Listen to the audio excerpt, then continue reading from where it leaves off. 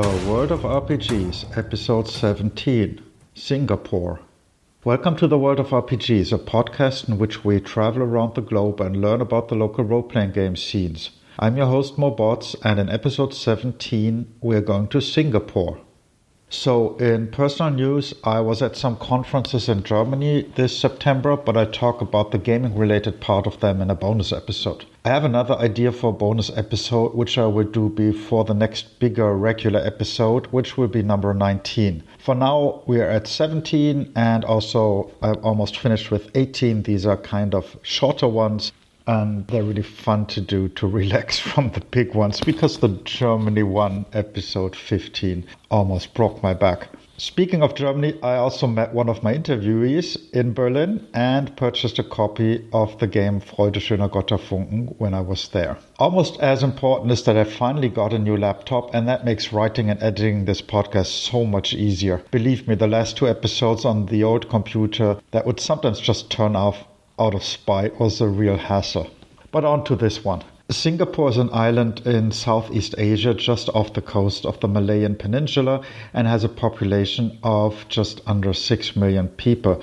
The city of Singapore was founded as a trade colony by the British and became an independent country in 1965. The population is rather mixed, with Malays, Chinese and Indians being the main groups. Because of their different cultures, religions and languages, the main trade language is English, which you might have noticed in the actual play at the end of last episode. There's also a local dialect of English called Singlish, but as far as I know, there's no actual play recording of it.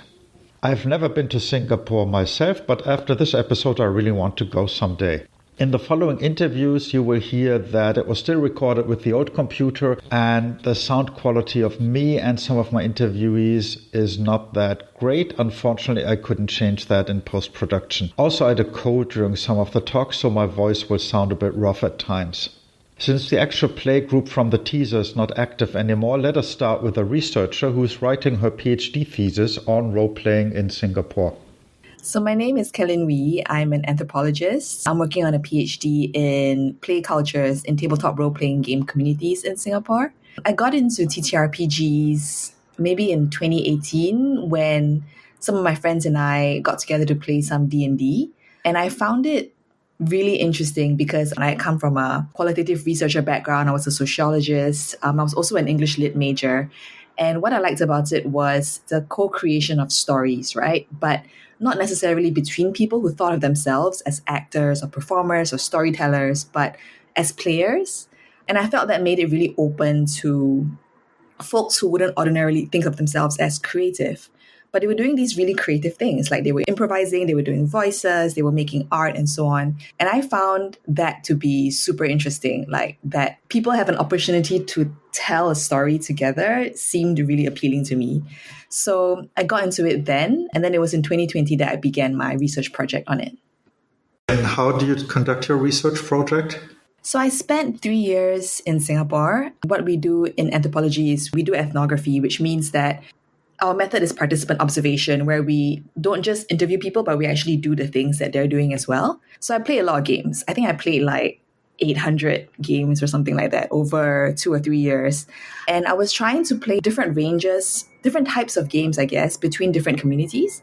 So during that time when I started my research, it was kind of towards the end of the first year of COVID. And there was a new wave of play studios that were coming up that were kind of taking on this more narrative-based turn to TTRPGs that was becoming more popularized by actual play shows like Critical Role or Dimension 20. So there was a movement away from, I think, the adventurous league kind of style of gaming to studios who were interested in making, for example, their studio spaces very lush, very material. There were a lot of DMs coming in who were actors and performers. There was this movement towards sort of professionalizing that experience for people and making it accessible to not just, I guess, your usual crowd of like male-dominated sort of nerdy folks, but opening it up to people who would otherwise think that this is kind of a strange hobby. So I was starting my research kind of during the turn of that movement, I guess, in the RPG scene. And I followed many of these studios for 2 or 3 years where I played, games with them and I spoke to people and I hung out there. I also spoke to and played with people who were running private games. So I was trying to play with people from different backgrounds, age groups, and so on to see how these home games were being run. So that was kind of the crux of my research. Lots of game playing, lots of interviews, a little bit of archival research, and speaking to people about how the history of TTRPGs was in Singapore. And yeah, I did that for 2 years plus, and it was really fun. So you said play studios and private games. What's the difference between these two? So I played mainly at 3 or 4 play studios. They have specific small spaces which have now become larger and larger that people rent out for folks to come and play games in. Most of the time, the studio offers not only the space but also a DM, as well as a prepared module and all the associated logistics that go along with it. So it's also scheduling, it's also like, doing like safety checks, introductions to the game, session zeros, helping people with minis, character sheets, and so on. And they would essentially sort of prepare an experience that made it easy for you to kind of come in and play, even if you didn't have any friends or if you didn't know what TTRPGs were. So these play studios were a bit different from the sort of comic book shops and game shops that had come before that. They were charging much higher rates and offering a different kind of experience. So these were like sort of public paid for games. And then the private games were more like home games. Many of them would spin off from these play studios as friends got to know each other and they would start running games at home. Or I would just start to meet people sort of by word of mouth and they would maybe invite me to drop in and play some of their games and so on. So this was kind of the main distinction between them. And in private games, you generally don't pay the DMs. It's a group of friends, although there is sometimes an overlap where you would hire a DM to run your home game. There was some traffic between both realms, I guess. So which games did they play usually? In the play studios, the big games are still D&D. So Dungeons and Dragons is a big game. There would be people who would play other sort of also fairly large games like Call of Cthulhu. They might experiment with games like Fiasco, Tales from the Loop, Vampire the Masquerade. But each play studio would eventually kind of find their own niche and style. And then players within the community would find a studio that suits them, a community that suits them, and they would kind of go towards these communities. There also has been, I think, a revival around sort of more indie TTRPGs. So there are folks who will try games that are a bit more unusual as like one-offs and so on. There's this group that's just started called the Alternative RPG Club, for example, who would play these kinds of games. But the dominant ones, I think, would still be like D&D, Pathfinder, that kind of stuff. So you participated in also games like Vampire the Masquerade and Call of Cthulhu. Where were they set? In Singapore or somewhere else? Ooh, that's such a great question. So I have played in games where they were set kind of in the classic books, right? So we played Masks. We went to like Egypt and Peru and so on. So one of the studios I played in, which was called Tinker Tales, they had set their VTM game in kind of colonial Singapore. And I think they were doing some really interesting things around the association of particular clans and power hierarchies with the way that colonial power was working during that time, right? So it wasn't just as straightforward as like, colonizers versus locals, but they were also exploring kind of relationships within the locals and how they were associated with particular factions and so on. So that was really interesting. I didn't play enough of it to fully grasp it, but I think what they were trying to do was super fascinating. They also had Call of Cthulhu games that were set in more contemporary Singapore settings. So that was really interesting because they had chosen to go back about 10 years to the 2010s. And they had set games then to explore, I think, the nature of evil in certain current events that were happening. So the game that I remember playing, I was playing a cultist, and I think they had changed some things around, but I was playing a cultist and they were dealing with essentially what was a major sexual harassment case at a local university. And the game itself, I think, was unraveling themes of what it meant to be a young woman during that time, but also why there were these kind of forces coming into play that were putting pressure on institutions or groups that basically led to the occurrence of such things. So those were both really fascinating games and are one example of how these settings were localized and used, I think, to explore super interesting facets of history. But they were also just fun, that's like kind of, and they weren't just like, this is a game about educating you about history. It's like, they were also just really fun.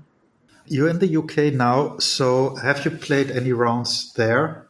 Not so much actually. Since I moved here, it was to finish my PhD. So I spent a lot of time writing rather than playing games. I think I've actually played more games in Germany than in the UK because I was in Germany the past couple of years for a big sort of TTRPG conference. And that was a chance where I really got to play games, mostly with Germans, and to learn a bit more about sort of German TTRPG culture. I suppose if I were to speak more broadly about Singaporean play culture, perhaps, I think that a lot of Singaporeans, because of the fact that we're so small, we're so artificial and constructed as a nation, and we're also kind of very obligated to follow very specific scripts set by a government that has been described as authoritarian, right? So there are very set pathways through which we as Singaporeans move through life. And it relates to all kinds of things, including getting conscripted in the military, streaming in schools, you have to be married to access public housing, all these kinds of very scripted lives.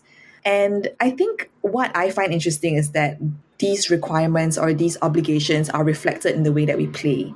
So a lot of Singaporean players, I feel, when they start, they're very afraid of getting it wrong. They want to get better at playing. They want to get good. They want to study how to play. There's a lot of things about improving yourself, about becoming better. And that, I think, speaks to a very kind of Singaporean ethos of how you approach something. It's all about sort of like becoming good at it. It's a skill. But then there is also often a transformation where you realize that it's not always about being good, but also about being vulnerable and being open to all the complexities and unexpectedness of play, right? And so in these spaces, you can find a way to be other things and to do other things that's not just kind of following a rather scripted pathway.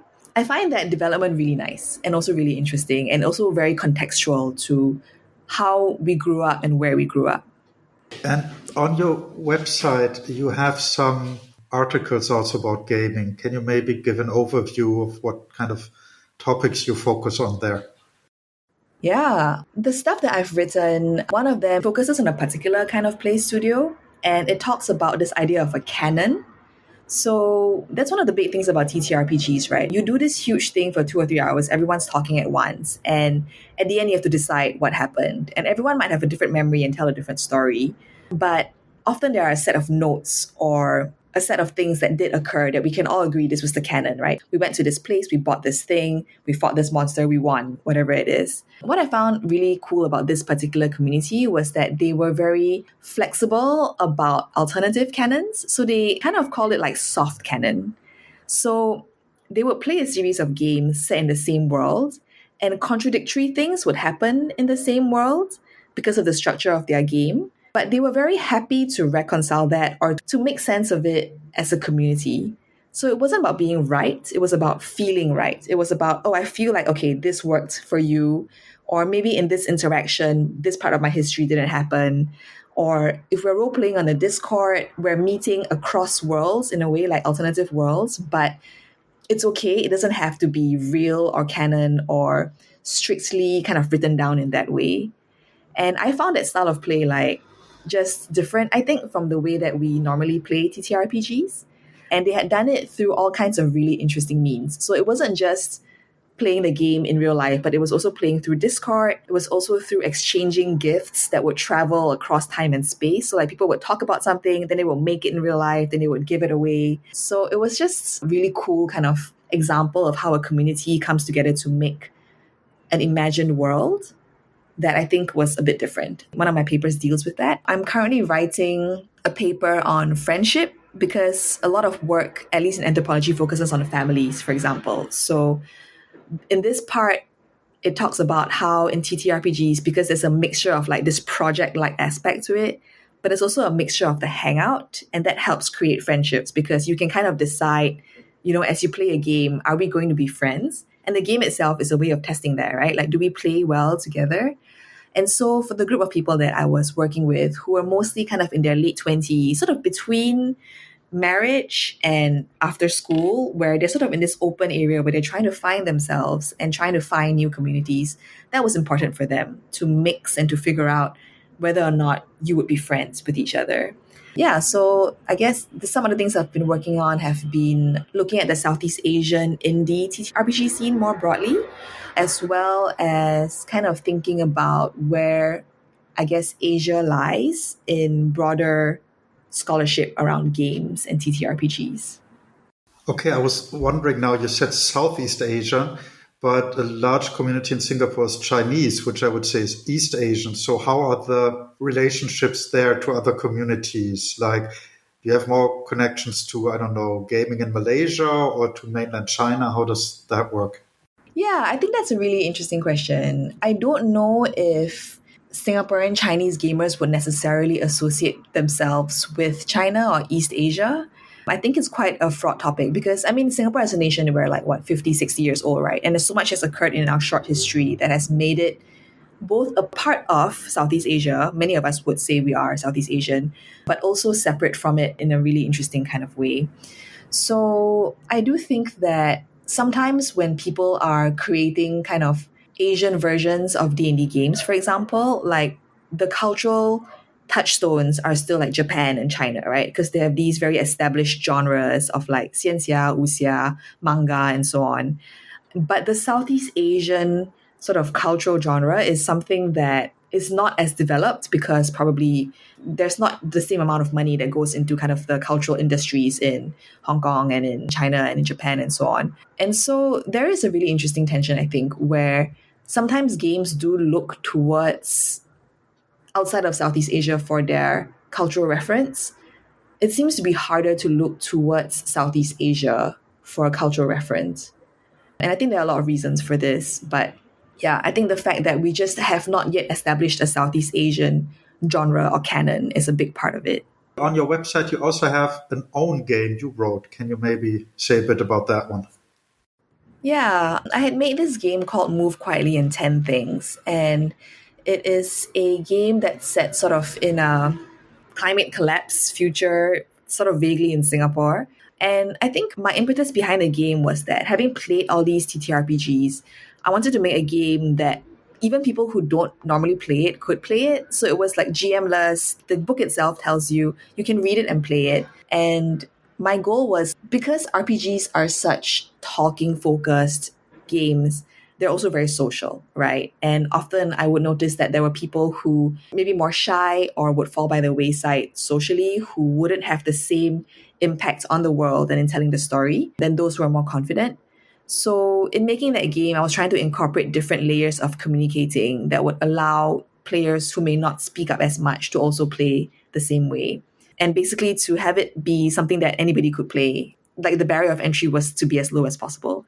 So when I playtested it, that was kind of the intention. And now that I've played it in classrooms and in workshops and in festivals here in the UK, I found that it's worked. And I think that's really nice because I think at the end of the day, we all believe that TTRPGs can bring something to our lives, right? And if I can make a game that makes it such that more people can play it, even those who would think of TTRPGs as just D&D or like this nerdy sort of big game, then I think that was the intention. That was the sort of driving goal behind the game design for that. It's available on itch for free, so anybody can play it. I'm through with my questions. Is there anything else you want to add before I stop the recording? I am really looking forward to sort of the Singaporean community connecting more with the Southeast Asian community more broadly. Because I know that like in the Philippines, in Malaysia, in other parts of Southeast Asia, there are some really cool things that are occurring. And even within Singapore, there are indie game makers like Shao, whom you spoke to, right, who are trying to create sort of different systems, different approaches to gaming in general. And I think there's a lot to be gained, I think, in continuing to develop these kind of alliances and conversations. So when I was in University of Bonn this year, I met game designers from Malaysia, the Philippines, India, and it was so nice. It was nice to hang out. It was so nice to have that space to connect and to talk about what it meant to be Asian, which is such a broad category anyway. I think if we get a chance to continue building that community, if we could reach out, I think that'd be amazing. Now let us have a closer look at Southeast Asian cultural influences in role-playing games and games from Singapore. Good day to you, any part of the world you're listening from. My name is Xiao Han, and full name is Tan Xiao Han. Tan is my family name, and I'm from Singapore. I am in my 40s this year, and I started with role-playing games when I was a child. Probably my first contact was with Advanced Dungeons & Dragons, probably in the 90s and in the 80s when I was a kid, there were some people playing RPGs around me, but I didn't really understand the concept. I mostly played a lot of like game books, like, like Choose Your Own Adventure, Lone Wolf storytelling books, right? And so that was kind of like easier for me to get into because they were a lot cheaper to buy from the bookstores.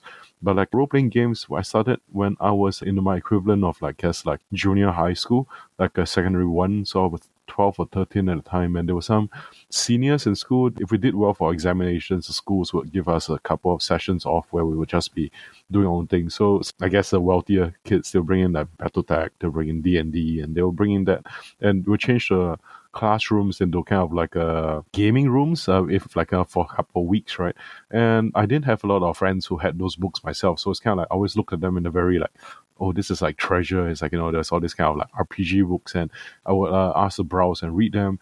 And that's how I kind of got into role-playing games. It was something that I wanted to try, but I could only play in little bits and pieces because the people who had the books were people who were generally of a higher social class because they were really expensive books to have on my budget as a 13, 14-year-old. And I got into a lot of the old TSR, SSI computer games because those were a lot easier to work with. And it was funny because like they had game manuals, old SSI books, and they would have a stripped down player's handbook inside there, stripped down monster manual. They didn't give you a lot of rules, but you got the idea from them. And so I picked up a few of those manuals and made my own RPGs from there. It's just like, hey, would you like to play this and play that? And it's only later when I was young adult, maybe when I was like in university and in college, that's when I was able to afford my own RPG books. And I met a lot of other role-playing game groups. And around the point of time in college, I started writing my own venture modules, started running a lot of campaigns. And around the point of time after I graduated, I decided that I would basically try to see whether I can get some of my stuff published and work in games a bit more. And so it took another 10 years. And well, then I'm now finally working more as a freelancer, as an independent game creator. Yeah, so that's my long journey through childhood to now. Yeah. So before we come to your own games, just as a quick overview of role-playing in Singapore. So do you have gaming shops? Yes, we do. We have a lot of friendly local gaming shops, and basically I think like in terms of like the game scene in Singapore for tabletop games, you can look into there's maybe like 4 general categories. I'm just making numbers up now, but I think like 4 is a good general range. When I started playing, there was a lot of like we have what you call community centers here in Singapore, and so because we are formerly a British colony, and so we have adopted a lot of similar styles of working. So there are various town centers, and in town centers there are basically like function rooms, maybe sports halls, and so there's some people who play games in these places. Maybe they rent a hotel function room, they rent a community room, and they have big tables to play any game from, like whether it's like Dungeons and Dragons, whether it's Warhammer, or whether it's any kind of games. And this tend to be the older generation of players who have the money to afford large places. And there's friendly game shops where people will be running different events every day. And like, for example, they may have a D&D night, a Magic night, a War, and most of them usually do different kinds of games depending on where they're from. But now there's more and more experienced studios, which is like you have people who run games on campaigns for commission game masters, and it's becoming really popular. So they have in some way become in the public imagination. A lot of people, when they think of role-playing games, if we were to ask a Gen Z young person, hey, have you played role-playing games? And someone says, oh, I may have seen it on a video stream because of like the so-called the Mercer effect, right? But there's also a lot of them who have their first experience of playing role-playing games might have been through studios where they met other game players, and then they formed their first role-playing groups from there. So that's 3 so far. We have like the big community spaces, and then we have game shops where people sell brick and mortar games, and then we also have the game studios. And lastly, the last kind of games is actually quite oddly, very recently we had a lot of government level interest in role-playing games. So national libraries work together with some gaming groups to create a whole day of role-playing games for children, families, and visitors to libraries. So it was workshops and things, and so a lot of different people went there. So it's quite a thriving and healthy scene now to be a role-playing game player in Singapore. The question is a bit silly, but how about the language? So in which language do you play the games? Largely because for us, mostly we are in a situation where most of us speak and communicate mostly in English. Most of the games are in English, but most people in Singapore have some degree of bilingual or trilingual capacity. We won't be, let's say, like, as fluent as we would be in all of them, And so there would be a lot of what we call like various Creole expressions, dialect expressions that we pepper into the games. So it'll be English, and then maybe suddenly there'll be Southern Chinese phrase, or there'll be a Malay phrase, or there'll be Japanese phrases, Korean phrases, because the people in Singapore tend to be very, how do I say this? We tend to have a very diverse cultural diet, and we also have a very culturally diverse society. So a lot of loan words make their way into things and loan concepts, but largely English. Although because we have a large population of migrants in Singapore, so I have, however, also seen and been involved with games, mostly with people from China who are mostly playing in Chinese. So, for example, sometimes I found myself having to GM mostly in English, but with a lot of Chinese Mandarin expressions put inside and on-the-fly translations to work with that. Yeah, but largely English, and I have seen some people play in Malay as well, but largely English because the rule books here are mostly in English. Our first language usually is English in Singapore. And in the game shops, then the games are also all in English, or do you also have Chinese or Malay versions?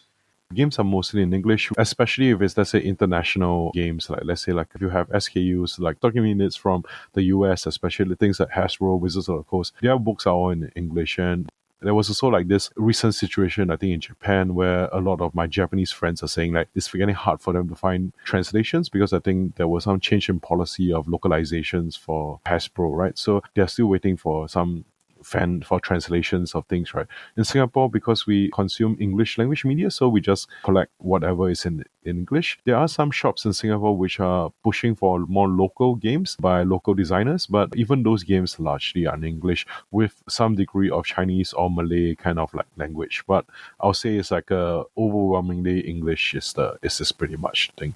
Like you may occasionally find some other language games, but they're getting rarer. Like for example, when I was a child, I did see the Dark Eye, the famous German game, right? The Dark Eye. Yeah, and like I did play some of that together with but nowadays it's getting rarer because I think the market scene has been dominated very much by, I guess, the more traditionally big names like that you get in role-playing games. So like smaller, more international games are getting a bit rarer to find. So let's get to the things you wrote. Can you maybe give a short overview of Curious Chimeras and what you do there? Basically, I chose a Chimera as my company kind of like logo because I have a bit of a multiple faces and heads to my identity. And so on one hand, my company Curious Chimeras, we make kind of like a lot of story games. We experiment a lot with different things, and there's been a mix of games if you look at our website, from like puzzles to like storytelling games to independent games. And there was a period of time when I suppose accessibility in terms of rules and tools was one of my major interests. The concept for this company started about 10 years ago, and a lot of times when I move around, people were not used to having different dice. People were used to maybe our games were like 6-sided dice. So a lot of our designs involved 6-sided dice because we wanted to make sure that people could play with whatever they had at home.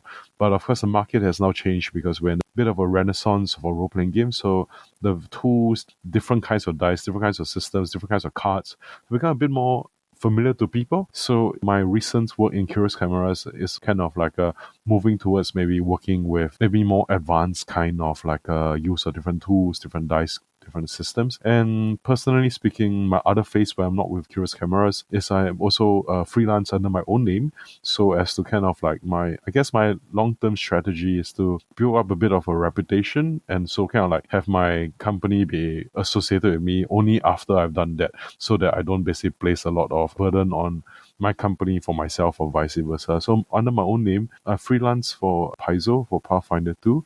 So I mostly work as an author, but I've also been an editor and a consultant. So some of my recent works, I think the most present one would be there's a Tianxia World Guide. It won this year's Annie's the goal for best setting just a couple of weeks ago at Gen Con. And in a couple of weeks, the character guide will come out. So the difference between those two is that the World Guide is a GM facing book, the character guide is a player facing book. So the World Guide was mostly my contribution was writing a couple of nations, both inspired by experiences here in Southeast Asia and Singapore, but also kind of like updating and working with the established lore and setting in Pathfinder.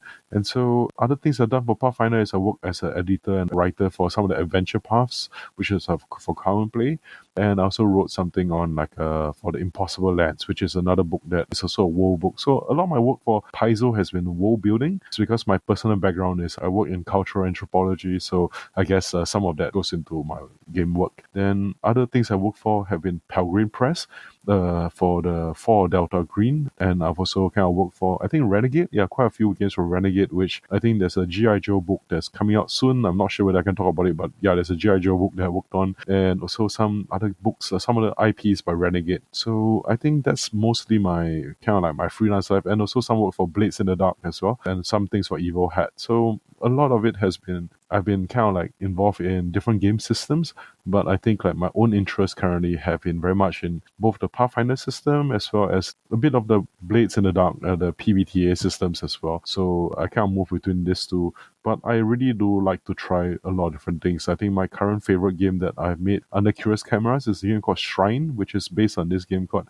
Palanquin. It's a storytelling game about which everyone takes turns to tell different things of a story, and it's about a young princess trying to run away from a very violent revolution, and everybody takes turns to tell the story of how this princess survives to get to another place. So that's a game which is a system on its own, the D6 system that was created for the Palanquin game. And so I do like mixing and matching different things to kind of like, it makes my creativity a bit happier to try different things. You said you did something on Delta Green. Can you say what that was about?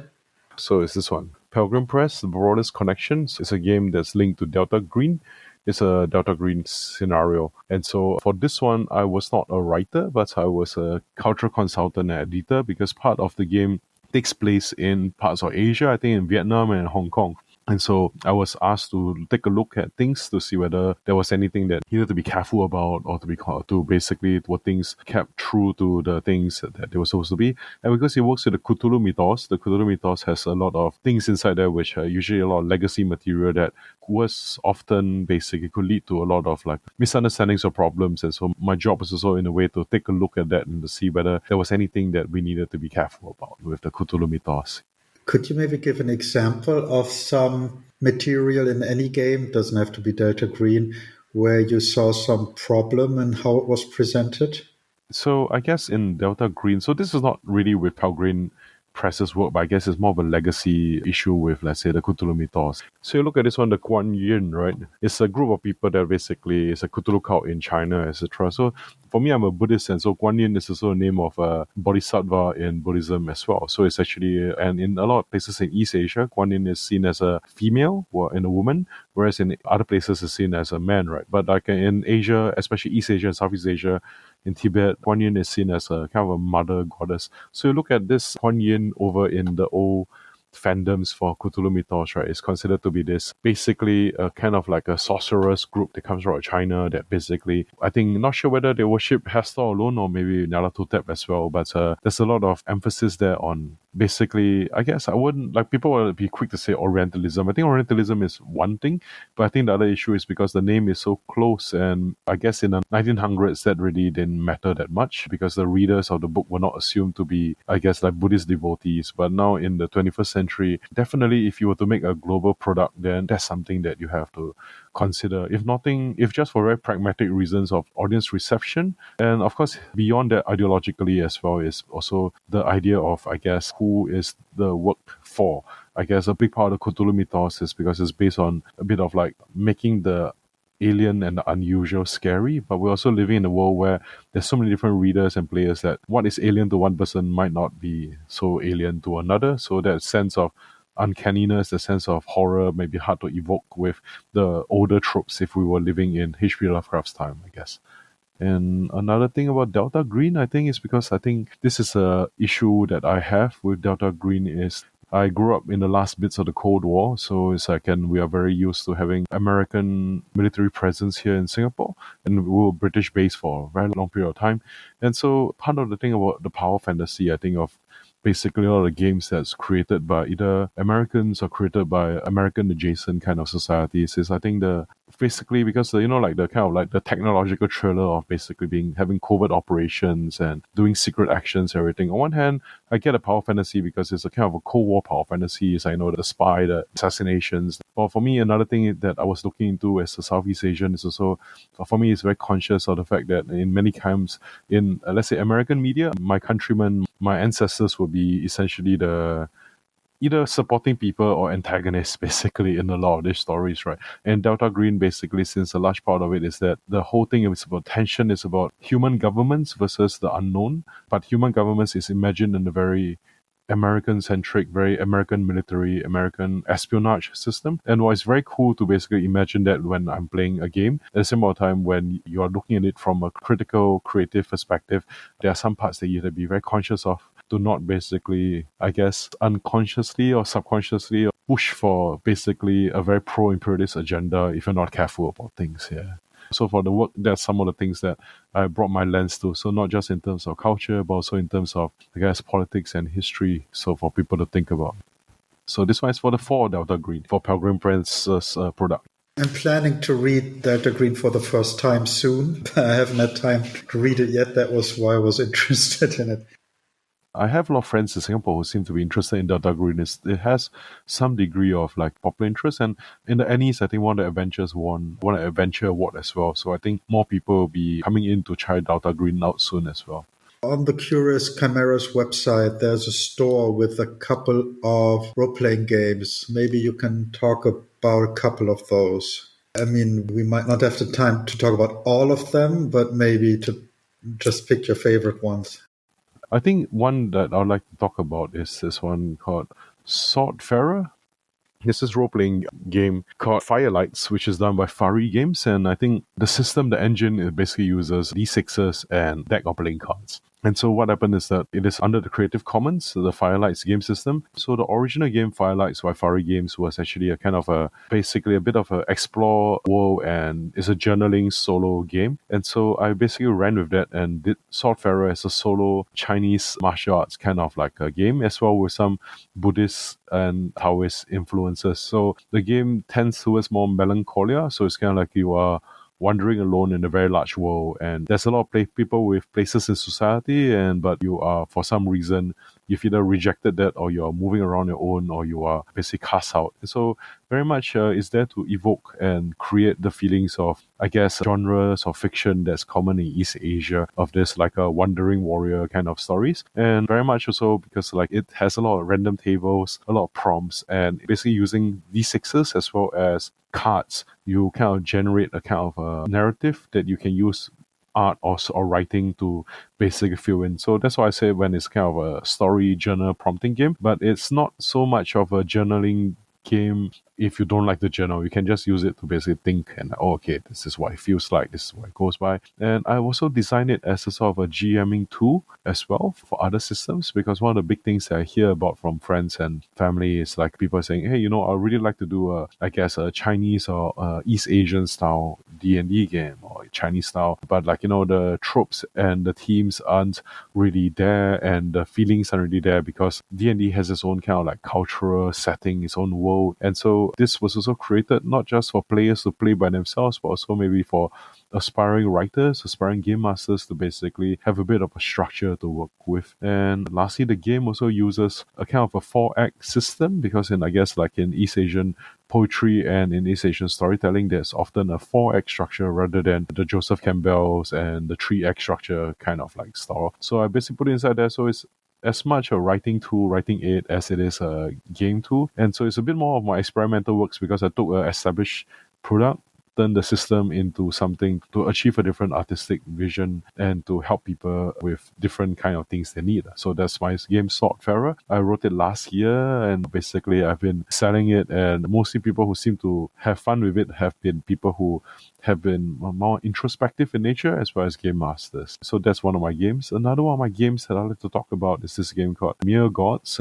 Mere Gods is actually my very first game that I made under Curious Chimeras that I published.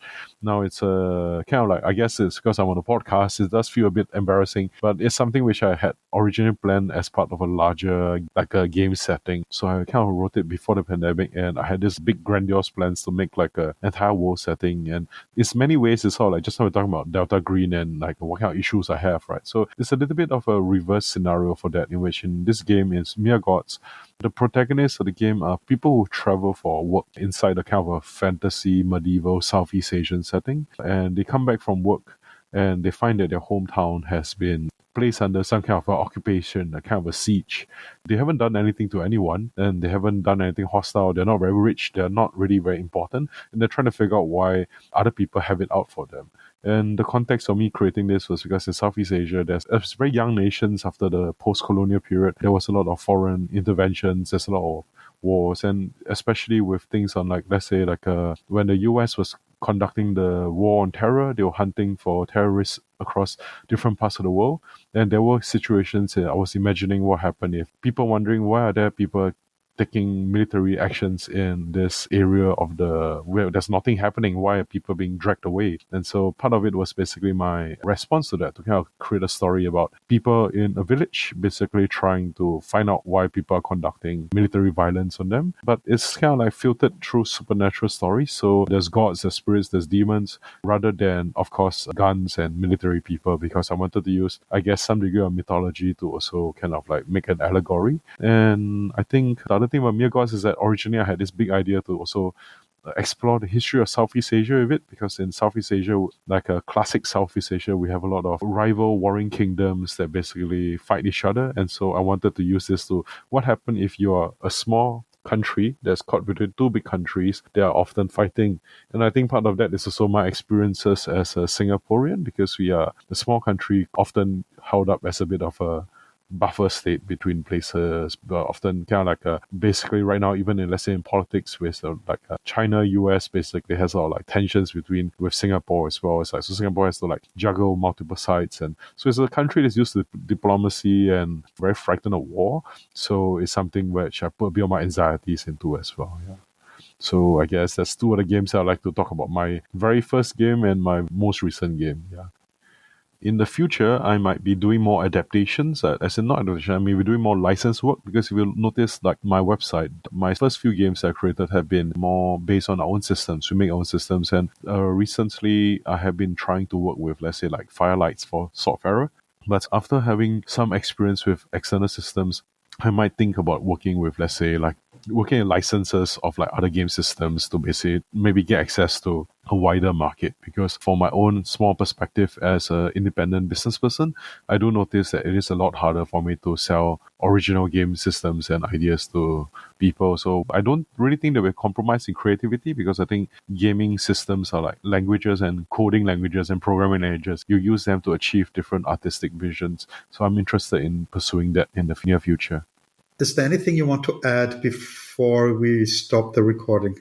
In closing, I guess I'd like to talk a little bit about, I guess, Singapore and games. I guess maybe to help the world of RPGs to set the context. Is that it's a very exciting period, I think, because my day job is I lecture in the universities, and a lot of my students, I noticed the younger students these days, they are familiar with concepts of RPGs, and so people use RPG languages and RPG concepts in everyday life. Like, for example, somebody says like, oh, I can't do this assignment yet because I haven't gotten enough XP. I need to level up first. And so now it's like a lot of these things have passed into everyday parlance.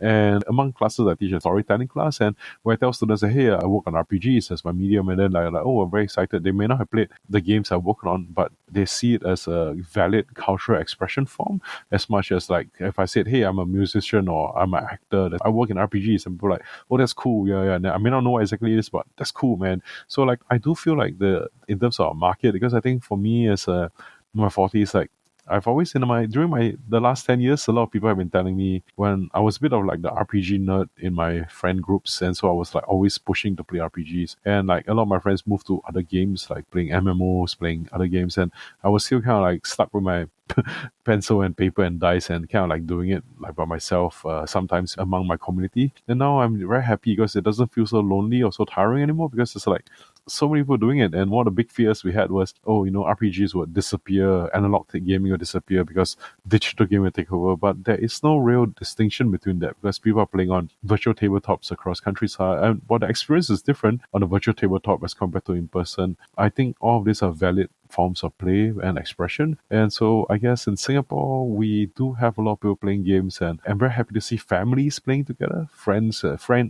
Sometimes I play with friends who have been playing, who look at role-playing games as a way for them to maintain their friendships as they get older. Or people have asked me could you make a game for their spouse because it's their spouse's birthday, they want to make a special game for that. And I'm quite happy that some people are able to turn role-playing games here into a job. We have a lot of people who do it as a professional game masters. There are people who are trying to write and to create published material. And there's people who just want to play games because it's something that they enjoy doing, that we can bond with and make friends. And so I guess in passing, Singapore is an interesting place for role-playing games, a dynamic time now. And if you ever travel to Singapore, please do kind of look out. You might find a lot of role-playing game activities here and there.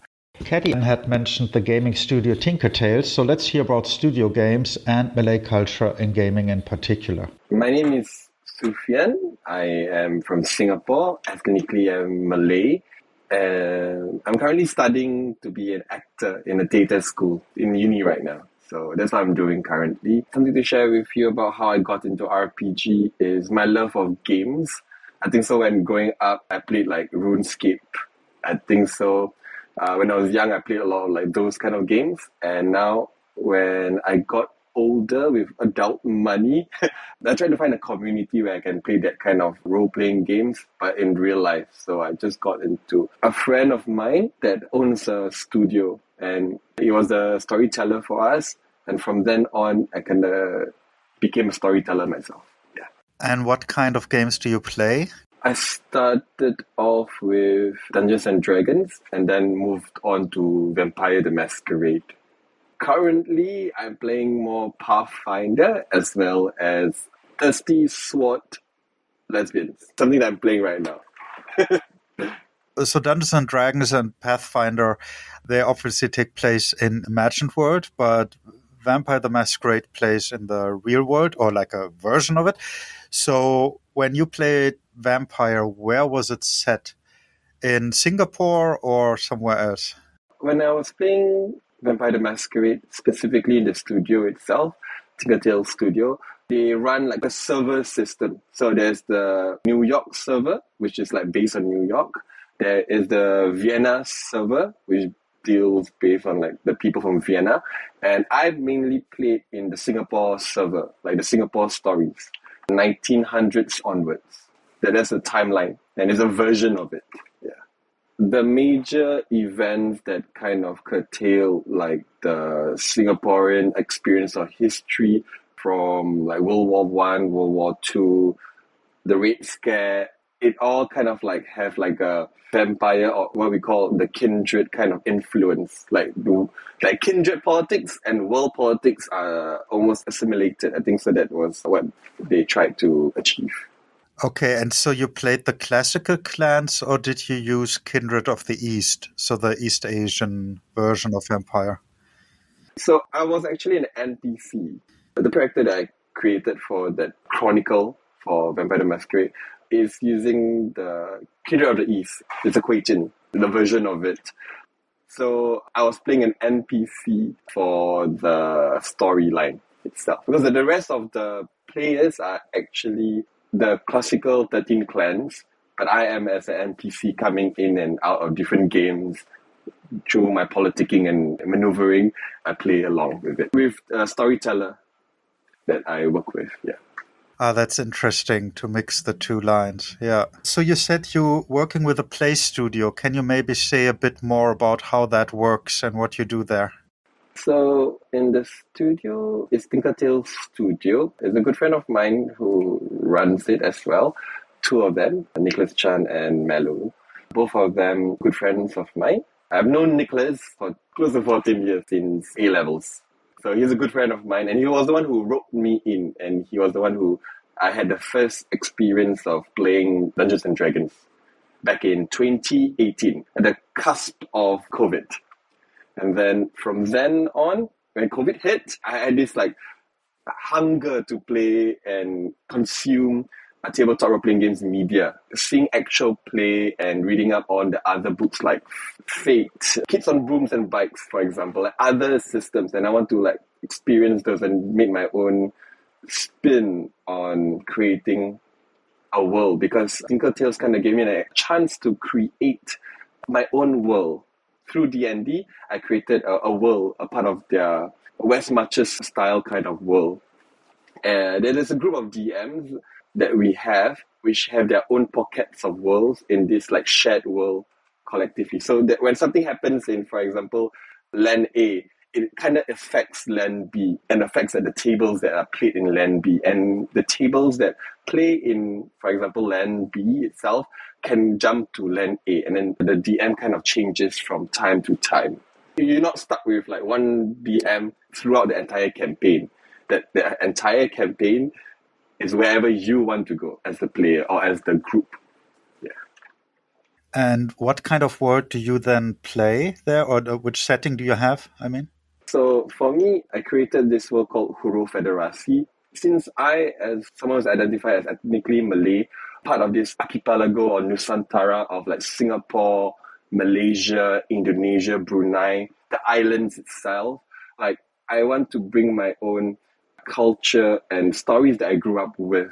As a Malay person myself, I grew up hearing like ghost stories from my mom or my aunties and hearing like all the folklores and everything, and I want to bring it in through the medium of D&D initially. That's why I created Huro Federasi. Huro, the Elvish word, I was trying to find like storm. I kind of like found it through Lord of the Rings page. I was trying to find a word for storm. And Federasi, in Malay, it means federation. So in colloquially English, it's called the Federation of Storms. That's what I created itself. So I first started off with like what I wanted to explore in Huro Federasi, what the story I want to tell my players. And I think so that the three main ideas that I want to share was the idea of divinity, where the divine is not tucked away in some locked gate. They are among us, because in Indonesia, Malaysia, and Singapore, previously, Malays, their religion was animism. They believed in spirits in everything. Similar to like the Japanese, there are spirits everywhere. So I want to explore the idea of divinity, as well as the big question of tradition versus progress. For the better of the culture, do you cut away traditional practices, like the eroding away of culture in the name of progress? That's what I wanted to explore with my players. So you said there were kind of ghosts, or are there any other supernatural elements from Malay culture that you use? I created my own pantheon from the Balinese Hinduism. It's kind of a mismatch of like the culture that surrounds me in Singapore. So I kind of create a pantheon first, and the gods and the divinity itself. And from then on, it created like the spirits, the three spirits. So in Celtic culture, there's something called the Fey folk. In Malay culture, it's called Orang Bonyan. It's called fairy folk as well. I kind of, with my own research, I find that there are similarities between the Celtic folklore and Malay folklore, even though they are thousands of miles apart, but they are very similar. I think one example I can share with you is in Malay culture, when you meet Orang Bonyan or the Fey folk, and then you go travel into their land, you cannot eat their food or not, you'll be stuck there. And then another thing is that they might trick you. They're often tricksters, and they might trick you to choose like a black pudding or a white pudding. The choices you make is bad, nonetheless. Similar to the trickster kind of vibes in Celtic fairies. And when you play in Singapore, so I heard the games are mostly played in English. Have you ever played Malay rounds? No, I think the people that are coming in, because our official language is English, but our national language is Malay, because we were a Malay country previously before Singapore came about. So I tried to incorporate influences. I think so, you know, when the storyteller tries to speak another language, I try to speak to my player who comes onto the shores of Huro Federasi for the first time, and I'll speak to that player in Malay as though he or she doesn't understand Malay. So it's a bit of a language exchange as well. But no, I've not played a fully Malay, using the Bahasa or the Malay language fully before. So, do you have contact to role players in Malaysia or Indonesia in that language? No, no, I've not met any. It's just been Singapore so far. When you want to find out about new games, where do you find out about them? I think for me, when I try to find new systems, it's through this website called Drive Through RPG. That's like one of the ways I find. Like, look through it. I recently got into like OSR, the old school kind of role playing games. I'm like, oh, whoa, this is how it has evolved through the years, to do my own research. Because I wanted to homebrew a lot of mechanics, which I didn't know could be allowed. Coming in first as a storyteller and as a player, I thought that, D&D mechanics is everything to TTRPG. But as I read more, I kind of incorporated like the different mechanics from different gameplay. So for example, for VTM, there's something called the Humanity track pool. I kind of use it as a similar to Call of Cthulhu, which is like the Madness track pool. As the players make choices and consequences, the Madness tracker goes up and down, for example. Similar to when we do a heist, I kind of like take inspiration from Blades in the Dark, their mechanic as well. So I think, yes, I started off with D&D, but as I read more, I kind of like wanted to create my own mishmash game that is not solely D&D, and that now it's become an inspiration of all the TTRPG media that I consume. I'm currently writing my thesis for my BA in theatre and acting. I'm kind of researching on the intersection between theatre and TTRPG, where you can, through TTRPG, actors and theatre makers and performers can immerse themselves with the world. So, for example, the world of Cinderella. For example, you play Cinderella, and then through TTRPG, and mechanics and immersionism, you can then create characters, more holistic and psychologically realistic characters. So that's what I'm doing right now for my last year in uni. Finally, we'll have a closer look at Dungeons and Dragons and organized play in Singapore. I'm Jason, and I'm from Neo Tokyo Project. I started my role-playing game journey a good number of years ago. When I was about 12, I got a hand-me-down red box for D&D from one of my cousins. And I decided that, hey, this is kind of cool. I like telling my own stories. I like the idea of being the game master. So I started my first campaign running just for my sister.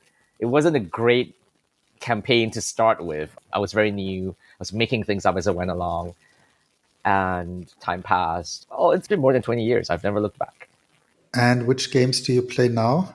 Nowadays, I do a lot of D&D. D&D is my primary because we're also heavily involved in Adventurers League in Singapore. I'm also a writer for Adventurers League modules. I also run Call of Cthulhu. I also do Lancer, which is the mecha RPG. So you said you did stuff for Adventure League. Can you maybe say something about that, what you did there? Singapore was only fairly recently introduced to Adventurers League. I think that we started with Adventurers League in Singapore really actively maybe about 6 or 7 years ago. And when that happened, we were pretty aggressive pushing Adventurers League writing for the community as an activity. And I'm very, very glad to say that in the past 6 or 7 years, Singapore has actually turned out a lot of writers, a lot of creators from Singapore who have written for the Adventurers League program. I think there's more than 10 writers from Singapore who have been involved in the program right now. And Singapore has had 2 different authors nominated so far for any awards. This year, other than myself, there's another author called Jeremy Cheong. He was also nominated for the community content category. So I would say Singapore is actually pretty prolific in that sense. And when it comes to being a role model for Adventurers League community as a whole, Singapore is pretty much up there. But that's also because I think we have a very, very robust code of conduct, and our community here is pretty vibrant. In fact, all the communities for Adventurers League here, we kind of work with each other, which is great. There's a lot of cross-pollination, a lot of overlap, and we do try to support each other's events. So that's really helped a lot. Moving forward, on our end for Adventures League Community Singapore, we are planning to produce a series of adventures that are being written right now that are based a little bit more on the wuxia genre. So like Chinese martial arts genre. This is drawing a little bit from our roots, our Chinese roots, and we're trying to bring a slice of that into Dungeons and Dragons. So I've published more than 7 adventures so far for Adventures League, primarily under their Dungeon Craft and community created content program. So several of these titles were nominated for Annie Awards. So I had a nomination in 2018, and I had a nomination both in 2023 and this year as well. And I guess I'm Singapore's only Annie's nominated winner for community content category. For last year, in 2023, I got a silver award for one of our adventures, which involves Japanese culture and cats. It's called Cat's Paws. For other adventures, we're also looking at Call of Cthulhu on our end. We're thinking of bringing some elements of Chinese mysticism and blending it with the Cthulhu mythos and telling some stories that are kind of more localized, that have some leanings to that. Because Chinese mysticism and Chinese superstition, a lot of that mirrors a lot of the taboos and bans that are common in the Cthulhu mythos. Things like don't stare at the moon or you may get cursed, or you may get a sty in your eye, or there might be creatures on the moon, or there are certain ablutions and rituals that you need to follow during the Chinese Ghost Month and stuff like that, right? So these are little things that I think are part of our culture that would definitely work really well with Cthulhu. So we're working towards developing some stories in that system as well. But that's kind of just some of the little things that we have planned out. But definitely, I think we are looking to creating more culturally inspired content. Speaking of Chinese culture, how are your connections to other Chinese-speaking regions? In terms of RPG communities here, I can't speak for everyone, but at least for myself, I am quite actively in communication with creators from Hong Kong, from Taiwan, some creators from mainland China as well. And there's diverse interests. There's a lot of people who are interested in translating the adventures I've written for Dungeons and Dragons Adventures League from English into Chinese, especially one of my more recent stories, which is a Spelljammer adventure that takes place in what's equivalent to Space Hong Kong. So there's interest in the cross-pollination of stories, the translations. There are stories from these other Chinese-speaking countries as well. They're great, they're brilliant, but they're all written in Chinese, and we're trying to figure out how can we bring them to a wider audience, perhaps by translating from Chinese to English, and then doing the edits, and then sharing it with the rest of the world. So there's a lot of this creative interplay going on where we want to try to help each other out. So you just said Japanese culture, and you also have a project called Neo Tokyo. So how does that work out if you're in Singapore? How's that work out?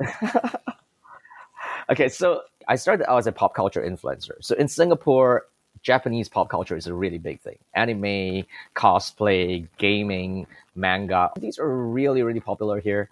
And my day job, well, I run an events company. We do pop culture events that are gaming and Japanese culture related. So that's the name of my company, Neo Tokyo Project. And it's always been a very big part of pop culture here, of what we are here in Singapore. So a lot of the stories that we tell, there's all these little influences, whether it's from Japanese animation or now more popularly from Chinese animation, Dongman and Donghua. These are little things that have informed the aesthetics and the kind of, I would say, creative inspiration for people here playing games, RPGs as well. So as part of our thrust into doing something like that, right? The adventure that I wrote that got the Annie Award, Cat's Paws, it was a murder mystery set in a fantasy world that's full of cats and Japanese culture. It's like a feudal samurai style kind of village full of cat people, tabaxi from D&D, as it were.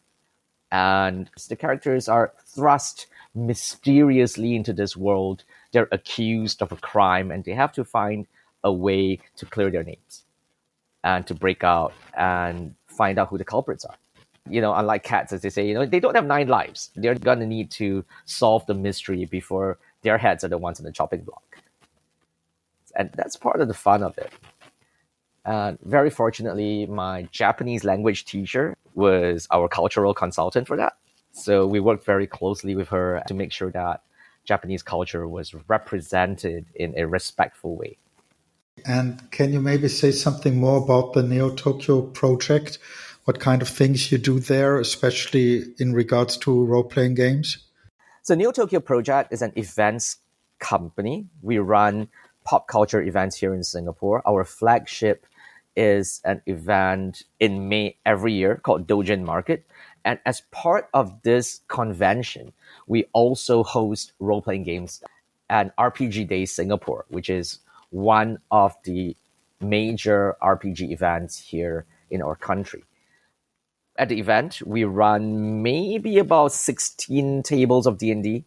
We also have a small component for people from other hobby groups, other communities that are not D&D focused to showcase their own games and their own products, such as independently created tabletop board games or independently created card games. On top of that, Neo Tokyo Project also funds most of the activities for Dungeons and Dragons Adventurers League Community Singapore, which is the main Adventurers League body here in our country, probably the biggest. We have about maybe 2,000 members in the Adventurers League Singapore Community Discord. And the bulk of our events throughout the year, whether it's independent, smaller scale community gatherings or slightly bigger community conventions or our annual community focused charity epic event, most of these are funded by Neo Tokyo Project. It's kind of like a little bit of our community building, a little bit of our, I would say, giving back to the community on our end, because D&D is a really big thing for us, right? It's a big, one of my personal hobbies, one of my personal interests, and a lot of the colleagues and friends in my company, we all play D&D together. So we're just doing this, just part of community building, part of the fun. And in which language do you play then? We usually play in English. English is, after all, the primary language of Singapore. So we do play our games all in English. Though we have also had members in the community who have expressed interest in playing the games in Chinese, for example. But that is very few and far between. There are isolated pockets because I think that some of them are a bit more comfortable speaking in Chinese. I know for a fact that there's also been a demand by some small isolated pockets of the communities in Singapore to play in Malay. But that's not very commonplace. So games here in Singapore primarily, because we are a multilingual country, but English is the primary medium. Would you say there are any specific Singaporean adaptations to role-playing games? I think we're pretty exposed to different types of stories from all around the world. We're a very cosmopolitan country after all. And a lot of the stories that people here consume are stories that are very much inspired by classical fantasy. Like for Dungeons and Dragons, I think ultimately a lot of people still play the hardcover books by Wizards. They still play Adventurers League modules, which are written by diverse authors from around the world. On our end at Adventurers League Singapore community, for example, we would like to try to tell more Asian-inspired stories. Or we would like to tell more stories that are, I would say, created by local authors. So we have been helping to push for that. We have been helping to strengthen the writing capabilities of local creators and to help them get published, help them get their stories out there. So we have some stories with a slightly more Singaporean leaning in that sense. But there's nothing full-on Singapore, like inspired by Singapore mythologies, nothing of that sort just yet. Could you give an example of what Singaporean leaning would be like? I would say maybe if we were to talk about Singaporean mythology or some of the myths and legends that permeate the Malayan Peninsula. Maybe with creatures that are more in tune with some of the supernatural elements here. But Singapore, like I said, is also a bit of a melting pot. So you would very likely see a mishmash of things like Chinese mysticism, maybe some feng shui, maybe some Taoist alchemy. You might have Malayan witchcraft. You might have some little bit of mythology from the local Aboriginal cultures. All these things being brought together. So I would say the Singapore identity, just as much as it's a cosmopolitan kind of thing, right? It's really about bringing all these diverse cultures together to create a tale that spans all these things. But of course, I cannot speak from the position of other cultures in Singapore because I don't know them well enough. I'm Chinese.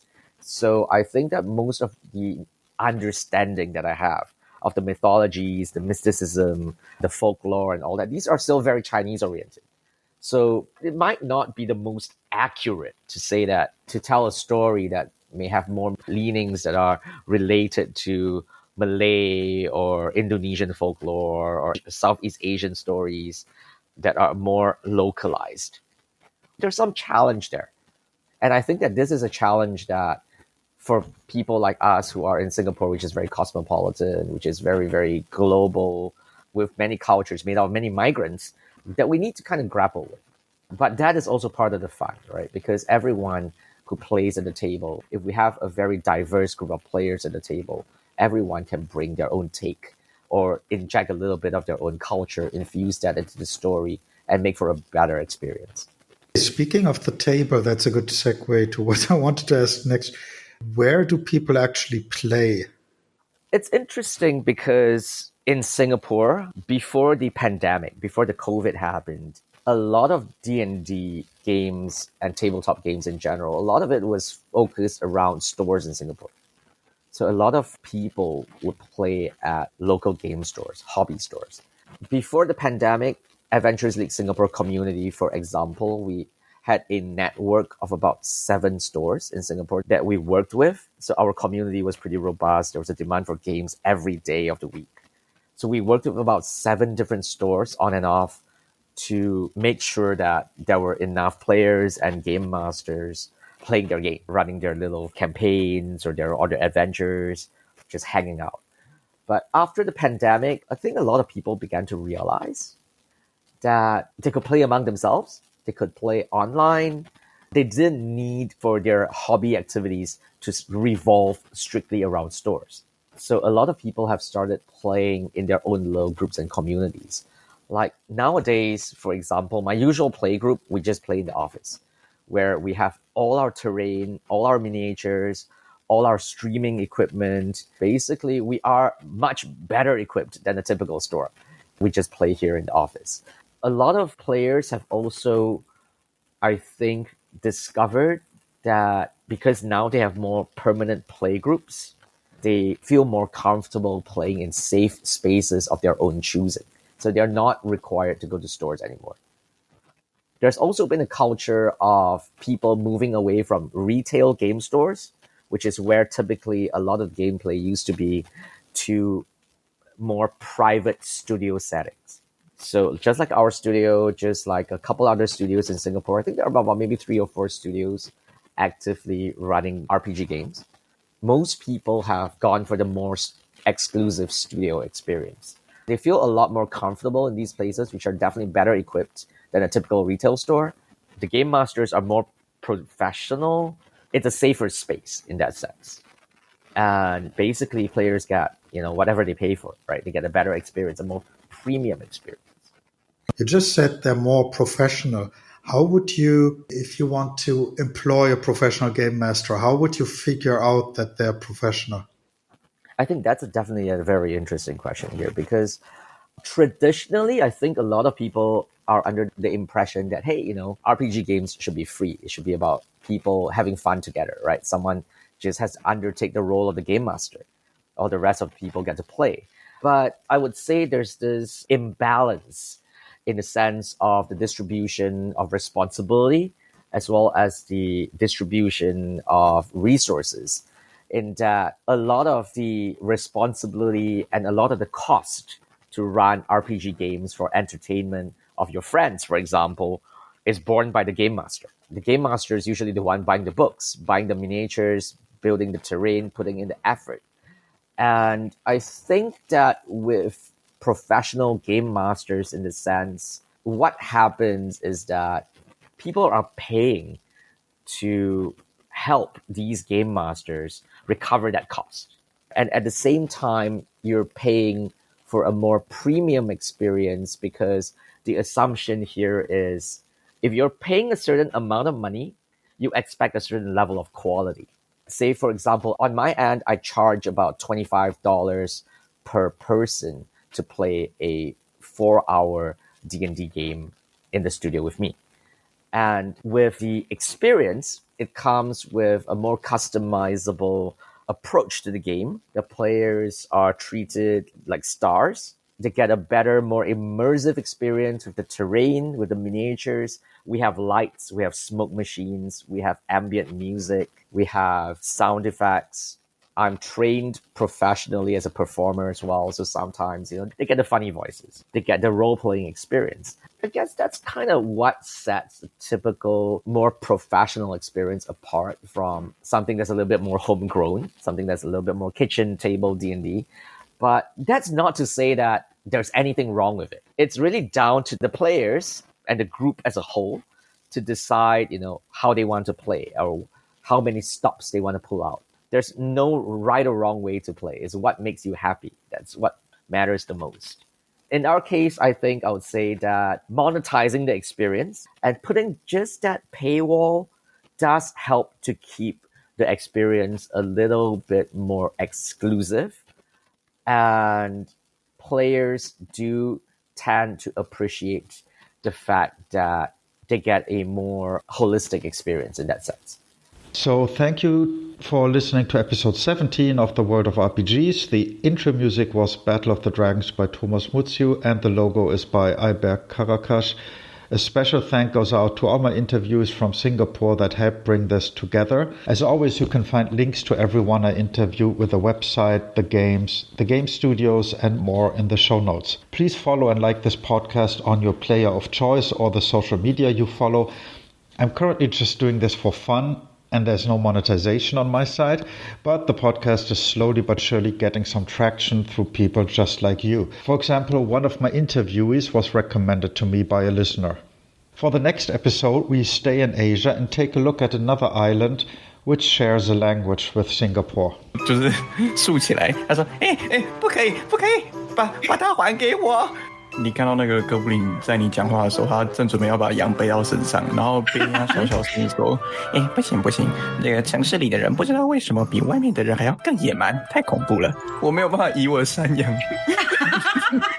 山羊要留在原地被宰了吗？很危险，不要，不行，我想要懒飞。你的羊会了。OK， 哇，好多人，有没有7个？哦，对，有羊。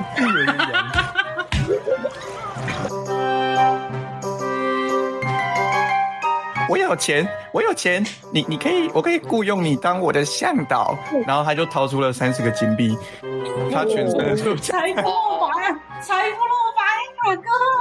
我突然觉得我应该当个游荡者，然后看他掏出钱的瞬间，直接把他抢过来。有没有猛猛的摇头，然后把你不是游荡者吗？啊，是游荡者，可是他是没有，就是他不是有自主意识，就是说，我要偷这个，我要偷东西的那种游荡者，他只是天性使然